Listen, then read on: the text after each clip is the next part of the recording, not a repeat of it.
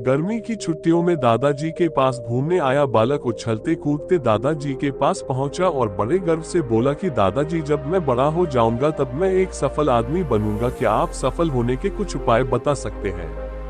दादाजी हाँ में सर हिला दिया और बिना कुछ कहे लड़के का हाथ पकड़ा और उसे करीब की पौधशाला ले गए। वहां जाकर दादाजी ने 2 छोटे छोटे पौधे खरीदे और घर वापस आ गए। वापस आकर उन्होंने एक पौधा घर के बाहर लगा दिया और दूसरा पौधा गमले में लगाकर घर के अंदर रख दिया। अब आपको क्या लगता है कि इन दोनों पौधों में से भविष्य में कौन सा पौधा अधिक सफल होगा? दादाजी ने लड़के से पूछा। लड़का कुछ समय तक सोचते रहा और फिर बोला, घर के अंदर वाला पौधा ज्यादा सफल होगा क्योंकि वो हर एक खतरे से सुरक्षित है, जबकि बाहर वाले पौधे को तेज धूप, आंधी, पानी और जानवरों से भी खतरा है। दादाजी बोले, चलो देखते हैं आगे क्या होता है, और वह अखबार उठाकर पढ़ने लगे।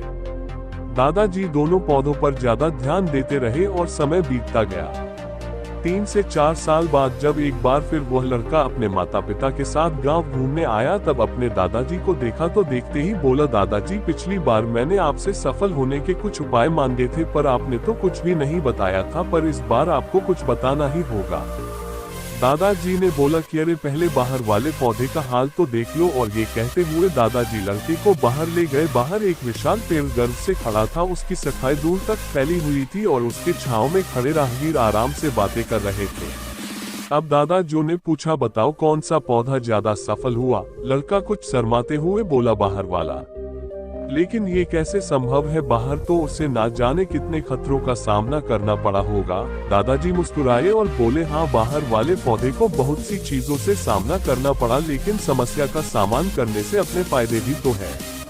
बाहर वाले पौधे के पास आजादी थी कि वह अपनी जड़ें जितनी चाहे उतनी फैला ले, अपनी शाखाओं से आसमान को छू ले, और तुम जिस आधी तूफान से इस पेड़ के लिए मुसीबत समझते थे, उसी आधी तूफान ने ही इस पेड़ की जड़ों को इतना मजबूत बना दिया है कि आज एक छोटा सा आधी तूफान इस पेड़ का कुछ भी नहीं बिगाड़ सकता।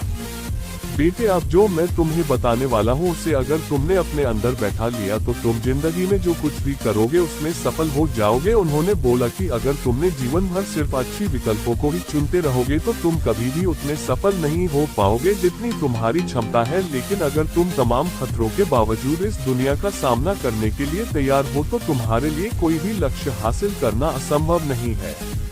लड़के ने लंबी सांस ली और उस पेड़ की तरफ देखने लगा। वह दादाजी की बातों को समझ चुका था। आज उसे सफलता का एक बहुत बड़ा सबक मिल चुका था कि जीवन में हम जिन रुकावटों को हम जितना बड़ा शत्रु समझते हैं वही हमें मजबूत और जीवन में बहुत ज्यादा सफल बनाती है।